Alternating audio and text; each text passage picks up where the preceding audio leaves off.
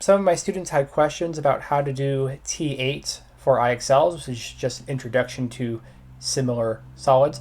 So this is going back to similarity, and this is comparing two, instead of 2D shapes, to this time to 3D shapes or 3D solids. So here we have two 3D shapes, which are cubes, and we know they're cubes because all of these sides for these shapes are going to be equal or the same or congruent. So we have a depth here, or we can call that the depth of 4. We have a height of 4.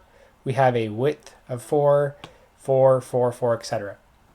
So because we know these two shapes are cubes, and we know therefore that all of the lengths of the sides are the same, we know that if this side is 4 and this side is 4, this side is 3 and we're missing j.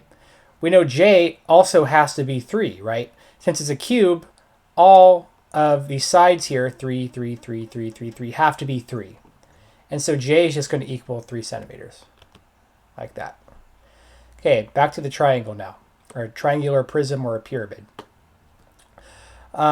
So we have same thing here. We have two triangular prisms, and we have the height of this one is 8 and the width as 10, whereas our first triangular prism has a height of 4 and a width of b. It's missing. So just like last time, we're going to compare, and we're going to see that the height of our smaller triangular prism is 4 inches, while the height of our second one is 8. So how many times does 4 go into 8? How do we get from 4 inches to 8 inches? Well, we just multiply by 2, right? 8 is just double of 4. This rectangular or triangular prism is getting twice as large over to this prism. So if we're going from 4 inches to 8 inches here, what do we need to go from b to 10? So since 4 is half of 8, what is half of 10? And half of 10, or 10 divided by 2, is just 5. Bam. Okay, next one.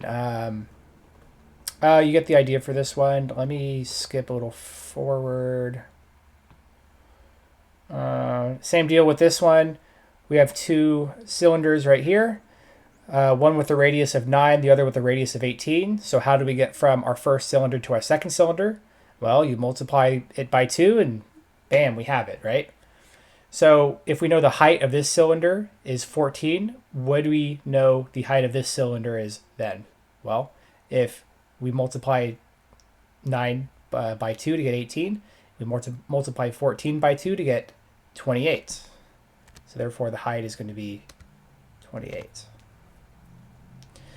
Okay, we've already done this problem. What else? Same deal here. Okay, so we know looks like the length of our line right here for the triangle. So over here it's 518, over here it's 924, and then it wants us to find our heights. So first we have to do our proportion statement. We can do proportion statements for all the other ones, but since this one is a little more complex, we're going to be doing our proportion statements. So proportion statements, grab this,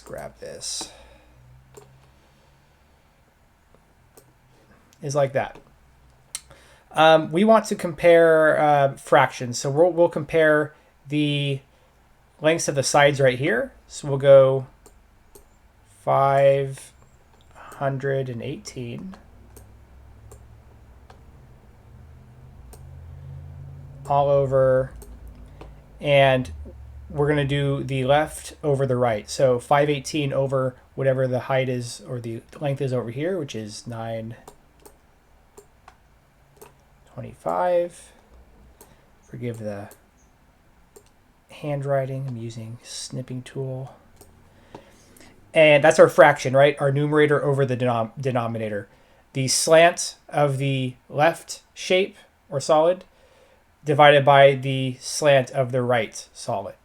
And we're going to set that equal to, well, now that we did left over right, we're going to do left over right again, except now we're doing the heights. So the height of the left solid is going to be k.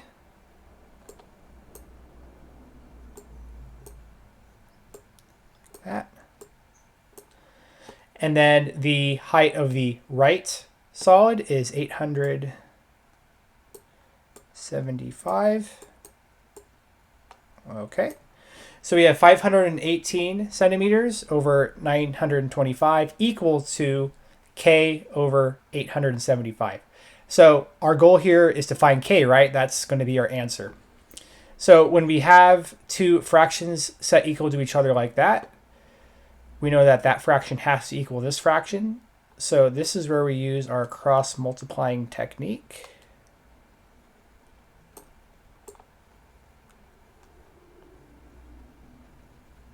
Okay, so we're going to multiply the numerator of our first fraction by the denominator of our second, and then the same thing for these two numbers over here. So that means we're going to multiply 518 by 875, so 518 multiplied by 875 equals, and now we're going to multiply the denominator here by the numerator here. So that's just going to be 925k, or times k, whatever you want to write. Okay. And then to get k by itself, we're just going to divide both sides by 925. Again, excuse the handwriting here, I'm using a mouse. So 925, and then we got to divide this entire thing by 925. Okay, 925 divided by 925 just cancels out to 1. Cancel out. So we're left with 518 times 875 divided by 925 equals k. So if we do this math right here, we have k and we're done. So I'm just going to plug that into a calculator. We have 518 multiplied by, where was it? 875 divided by 925. And it looks like it's 490. So I'm going to go back to IXL, type in 490, and we're done. Okay? That's all you have to do. If they don't match up, then just use the, or if they're not easy to complete, just use the proportion ratios, do the cross multiplying, and you got it. All right? Have any questions, you could leave them in the comments or email me directly.